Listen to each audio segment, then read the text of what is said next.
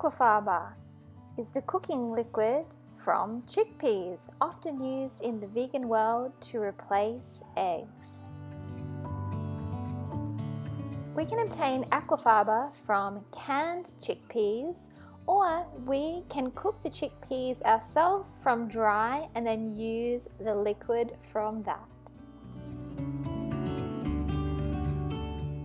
To make your Aquafaba from dry chickpeas, the first thing that you need to do is soak your chickpeas overnight.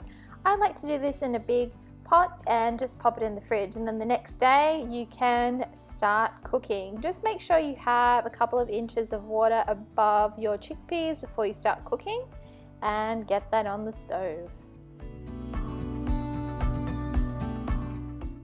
While our chickpeas are simmering here for about an hour and a half, getting nice and soft, we can talk about what Aquafaba actually does in a recipe. As we mentioned, it replaces eggs.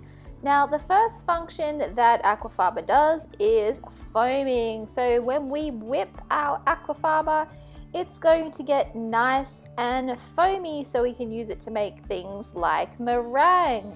The other function of Aquafaba is emulsification, and what that is just binding oil and water together, and this is used a lot of the times to make things like mayonnaises and salad dressings.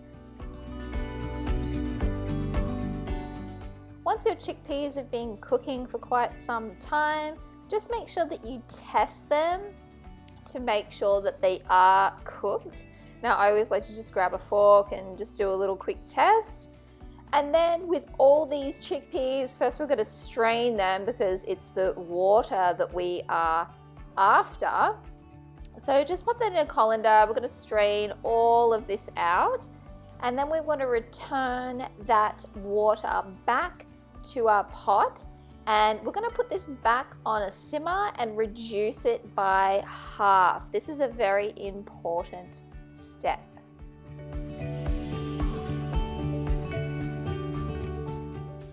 Simmer your chickpea cooking water for about 20 to 30 minutes. Just keep an eye on it. We're looking for it to reduce by about half.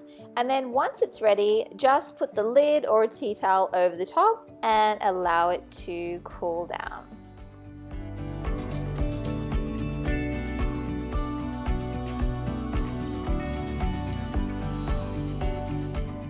With your reduced Aquafaba liquid, now this will only last in the fridge for a few days, so I always like to pop it into some freezer containers.